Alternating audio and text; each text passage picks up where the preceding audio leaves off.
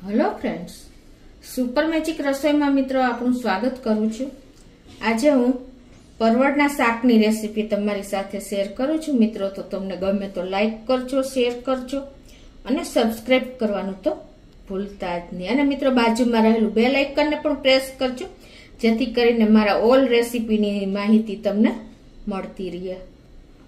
तो एना इन्ग्रेडियंट में जो आपणे 500 ग्राम परवड़ लीधा छे અને રૂટીન મસાલા છે, દહીં છે, ટમેટા 1.5 ટમેટાની પ્યુરી કરી છે અને આપણે મીઠું છે, પાણી છે, તેલ છે અને બીજા મસાલામાં આપણે શેકેલા જીરાનો પાવડર છે, ધાણા ભાજી છે, વરિયાળી છે, તલ છે, માંડવીનો ભૂકો છે, ટોપરાનું ખમણ છે, આદુ મરચાની પેસ્ટ છે, ખાંડ છે, ચણાનો લોટ છે ને કસૂરી મેથી છે।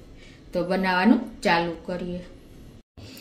હવે મિત્રો આપણે પરવળનું શાક બનાવીએ ને તો પહેલા શું ધ્યાન રાખવાનું કે અત્યારે ચોમાસાની સીઝન છે ને તો ફૂલ આપણે પરવળ અત્યારે મળે છે, અત્યારે એની સીઝન હોય એટલે તો પરવળ લેવા જાય ને ત્યારે આપણે શું ધ્યાનમાં રાખવાનું, એકદમ કૂણા પરવળ લેવાના, જાડી છાલના નહીં પણ પતલી છાલના હોય ને એવા પરવળ લેવાના અને તમે આ રીતે પ્રેસ કરો ને તો એકદમ હાર્ડ હોય ને એમ કે પોચું ન વચ્ચેથી હોવું જોઈએ એવા પરવળ લેવાના, એટલે એકદમ કૂણા પરવળ આવશે તો એની શાક બહુ સરસ બનશે। વચ્ચેથી તમારા બી પણ કૂણા જ હશે।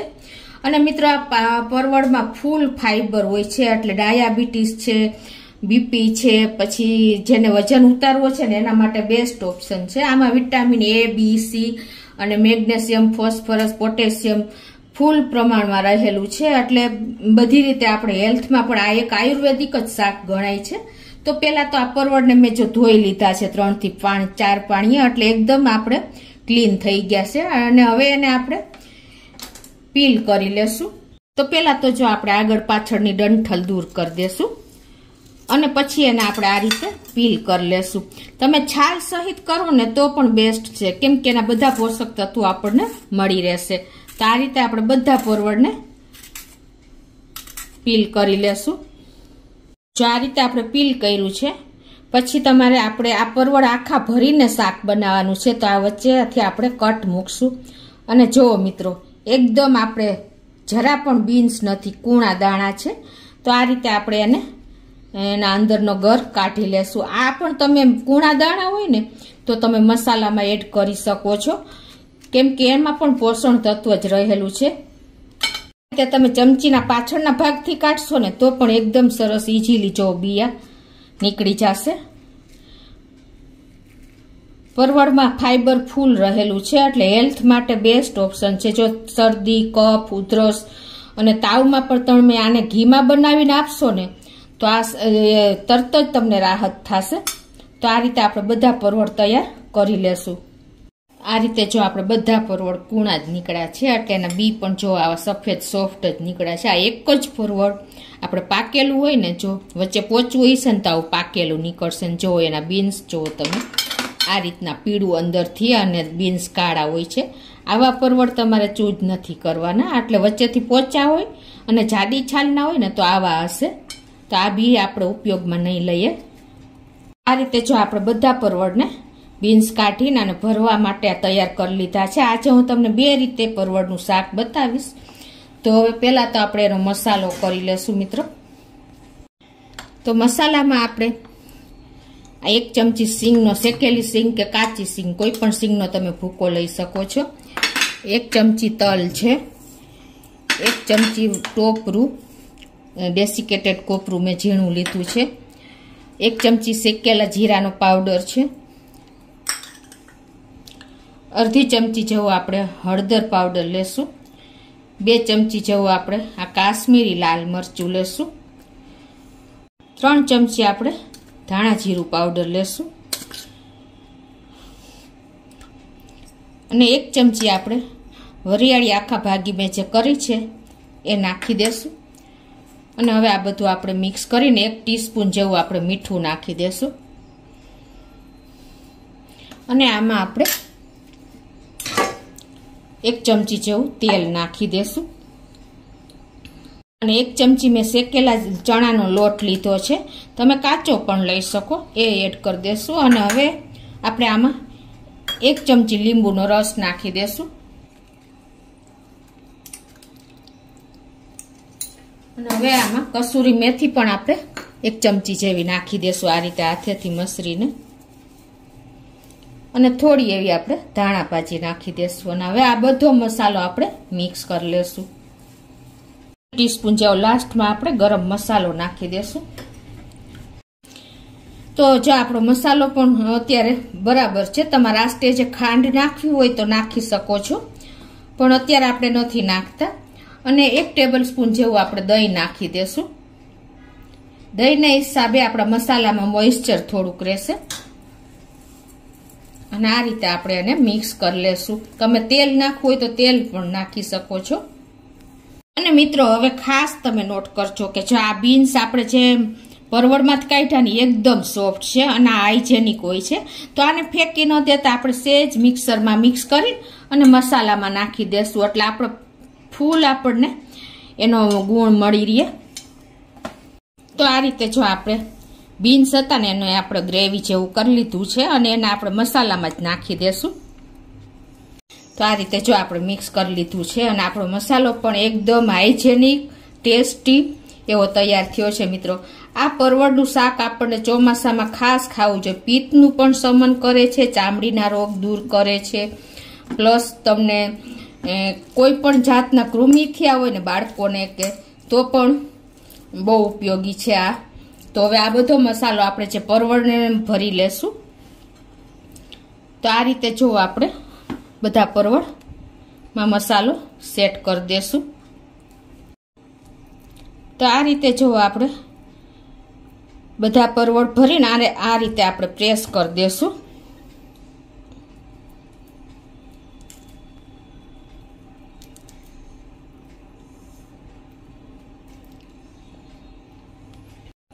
આ પરવળને તમે ઇટ ઇઝ લાંબી ચિપ્સ સમારીને પણ કરી શકો છો, પણ આ વધારે થોડુંક ટેસ્ટી લાગશે. અને મિત્રો બાળકો જો નહીં ખાતા હોય ને, એક વખત તમે અઠવાડિયે બનાવશો ને તો બાળકો માગી માગીને ખાશે. એટલું ટેસ્ટી આ પંજાબી શાક જેવું આપણું શાક તૈયાર થશે. તે જો આપણે બધા પરવળ ભરી લીધા છે અને આટલો મસાલો વધ્યો છે, તો એને આપણે મેં અત્યારે 1 કપ દહીં લીધું છે, એમાં આ મસાલો એડ કરી દેશું. આ મસાલો બચે નહીં ને તો પણ કાંઈ વાંધો નહીં, પણ આપણે વધ્યો છે એટલે નાખી દઈ છીએ. તો હવે આમાં આપણે 1 ટીસ્પૂન જેવું ધાણા જીરું નાખી દેશું, 1/2 ટીસ્પૂન જેવું હળદર પાવડર અને 1/2 ટીસ્પૂન જેવું લાલ મરચું નાખીને અને આમાં આપણે મિક્સ કરી લેશું સરસ આ મસાલામાં દહીં. તો આ રીતે જો આપણે દહીંમાં બધો મસાલો મિક્સ કરી લીધો છે. હવે આપણે ગેસ ઓન કરી અને એક પેનમાં આપણે 4 ટેબલ સ્પૂન જેવું તેલ મૂકી દેશું. તો હવે આ તેલને ગરમ થવા દેશું. મિત્રો આ શાક બનતા 10 જ મિનિટ થાય છે, ખાલી તમે કોઈ ટાઈમ જ નથી લાગતો. તમે સવારમાં પણ બનાવો ને તો ચિપ્સ તરીકે પણ બનાવી શકો છો. તો અત્યારે આપણે મીડિયમ ફ્લેમ ઉપર વઘાર કરશું. તો એમાં 1/2 ટીસ્પૂન જેવું આપણે જીરું આખું નાખી દેશું, 1/2 ટીસ્પૂન રાઈ અને 1/4 ટીસ્પૂન આપણે હિંગ નાખી દેશું. હવે આપણે આ જે પરવળ ભર્યા છે ને એ આ રીતે આપણે મૂકી દેશું. જો આપણે પરવળને આ રીતે સરસ તેલમાં હલાવી લેશું, એટલે આપણા પરવળ એકદમ સોફ્ટ હોય છે એટલે ભાંગે નહીં. અને હવે આને ગેસની ફ્લેમ સ્લો કરી અને આને કૂક કરવા માટે આપણે ઉપર થાળી મૂકી અને થોડુંક પાણી નાખી દેશું, એટલે સ્ટીમને હિસાબે સરસ આપણા પરવળ પણ કૂક થઈ જશે અને ટાઈમ પણ નહીં લાગે. તો મિત્રો 5 મિનિટ જેવું થયું છે અને જો આપણા પરવળ પણ સરસ કૂક જ થઈ ગયા છે. વચ્ચે એકવાર હલાવ્યું હતું આ રીતે. તો આપણે જો આ રીતે ચપ્પુ લગાવશું ને તો ચપ્પુ પણ ખૂંચી જાય છે જો, એટલે આપણા પરવળ એકદમ સરસ કૂક થઈ ગયા છે. તો હવે મિત્રો આ રીતે તમે જુઓ, આ રીતે કોરી પરવળની સબ્જી પણ તમે કરી શકો છો. તો આપણે એને એક વાસણમાં લઈ લઈએ અને અત્યારે હું ગેસ બંધ કરી દઉં છું. તો આ રીતે તમે જો કોરા પરવળની સબ્જી પણ, કોરું શાક પણ કરી શકો છો. આ રીતે તમે બધા પરવળ હું લઈ લઉં છું એક પ્લેટમાં. આ સબ્જી પણ તમે ટિફિનમાં ભરો ને તો સાંજ સુધી એવો ને એવો સરસ ટેસ્ટ રહે છે. આ રીતે જો આપણે પરવળને કાઢી લીધા છે, તો આ રીતે તમે પરવળ, સૂકા પરવળ આ રીતે તમે સબ્જી શાક કરી શકો છો. અને બીજી મેથડ પણ તમને બતાવી દઉં. હવે છે આપણે આ જો મસાલો અને તેલ બચ્યું છે ને એમાં જ આપણે એક વઘાર કરી. તો એમાં આપણે અડધી ટીસ્પૂન જેવું જીરું, 1/4 ટીસ્પૂન જેવી હિંગ અને પિંચ જેટલી આપણે હળદર નાખી દેશું. અને એમાં આપણે આ આદુ મરચાની પેસ્ટ કરી છે ને એ નાખી દેશું વઘારમાં તેલમાં. અને એને આપણે આ રીતે મિક્સ કરી લેશું. મિત્રો આ જે બચેલો મસાલો અને તેલ ફેંકી ન દેતા આ રીતે આપણે એનો ઉપયોગ કરી લેવાનો છે. અને હવે આમાં આપણે આ મસાલાવાળું જે દહીં કર્યું છે ને એ એડ કરી દઈશું. અને ગેસની ફ્લેમ અત્યારે આપણે સ્લો જ રાખશું, સ્લો ટુ મીડિયમ. અને કન્ટિન્યુ આ રીતે આપણે ચલાવતા રહેશું, કેમ કે ઘણી વખત આપણું દહીં ફાટી જાય છે. અને હવે આપણું દહીં ન ફાટે ને એટલા માટે આપણે અડધી ટીસ્પૂન જેવું મીઠું દહીંના ભાગનું જ નાખી દેશું. અને આ રીતે આપણે હવે એમાં થોડાક મસાલા કરી લેશું. થોડીક વાર આ રીતે આપણે દહીંને ચલાવી લઈ, ઘણી વખત દહીં ફાટી જાય છે. મિત્રો આ શાક એટલું ટેસ્ટી બને છે ને કે બાળકો અઠવાડિયામાં એકવાર ફરમાઈશ કરશે. જે ખાતા નહીં હોય ને એ પણ ખાતા થઈ જશે. એકદમ ધાબા સ્ટાઇલ, રેસ્ટોરન્ટ સ્ટાઇલ આપણું આ પરવળનું શાક તૈયાર થશે. તો હવે એમાં આપણે અડધી ટીસ્પૂન જેવું કાશ્મીરી લાલ મરચું, 1 ટીસ્પૂન જેવું ધાણા જીરું, અડધી ટીસ્પૂન જેવો ગરમ મસાલો નાખીને અને એને આપણે મિક્સ કરી લેશું આ રીતે. અને હવે છે આપણે 1.5 ટમેટાની પ્યુરી કરી છે ને એ હવે આ સ્ટેજે જ આપણે નાખી દેશું. અને હવે આને મીડિયમ ફ્લેમ ઉપર આ રીતે કૂક કરી લેશું. તો હવે આમાં આપણે અડધોથી પોણો કપ જેવું પાણી નાખી દેશું. તમારું દહીં જો પાતળું હોય તો કોઈ બહુ જાજુ નહીં નાખવાનું. આ રીતે આપણે હવે એને કૂક કરી લેશું, કેમ કે આપણે પરવળ નાખશું ને તો સોસાઈ જશે, એટલે થોડુંક પાણી નાખવું પણ જરૂરી છે. તો જો આપણે સાઈડમાંથી તેલ પણ છૂટું થઈ ગયું છે. અને હવે આપણે દહીંના ભાગની 1 ટીસ્પૂન જેવી દળેલી ખાંડ નાખી દેશું. અને એને આપણે સરસ આ રીતે મિક્સ કરી લેશું. હજી 1 જ મિનિટ આપણે આને થવા દેશું. 5 મિનિટમાં તો આપણી ગ્રેવી સરસ તૈયાર થઈ જશે. જો તો હવે જો 1 જ 2 મિનિટ થઈ છે અને આપણે સરસ કૂક પણ ગ્રેવી થઈ ગઈ છે. તમને બતાવી પણ દઉં. જો છે ને મિત્રો, એકદમ આપણે ધાબા જેવી ગ્રેવી તૈયાર થઈ છે. આ ગ્રેવીવાળું શાક પણ બહુ સરસ લાગે છે. તમે એક વખત ચોક્કસ આ રીતે ટ્રાય કરજો. અને હવે આમાં આપણે આ કસૂરી મેથી 1 ચમચી જેવી આપણે નાખી દેશું.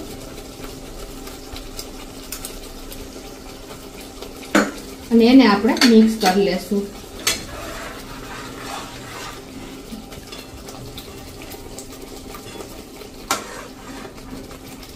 ગ્રેવીની કન્સિસ્ટન્સી બતાવી દઉં. જો મિત્રો, છે ને એકદમ સરસ આપણી ગ્રેવી. આ ગ્રેવીમાં તમે પરવળ નાખી દેવાના છે. હવે આપણે એકદમ મસ્ત ગ્રેવી આપણી તૈયાર થઈ ગઈ છે. તો હવે જે આપણે આ પરવળ લીધા છે ને એ પરવળ આપણે આ રીતે એક એક કરીને મૂકી દેશું, કે આ રીતે જ આપણે નાખી દેશું.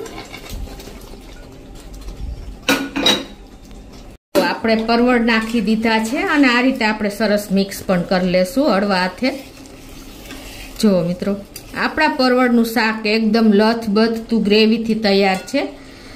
તમને જોઈ શકો છો. આ રીતે તમે પરવળનું શાક કરશો ને તો બાળકો તો હોશે હોશે ખાશે અને વડીલો પણ ફરમાઈશ કરશે. તો હવે લાસ્ટમાં આપણે થોડી એવી ધાણા ભાજી નાખી દઈએ. અને હવે આપણે ગેસ બંધ કરી અને સર્વ કરી લઈએ.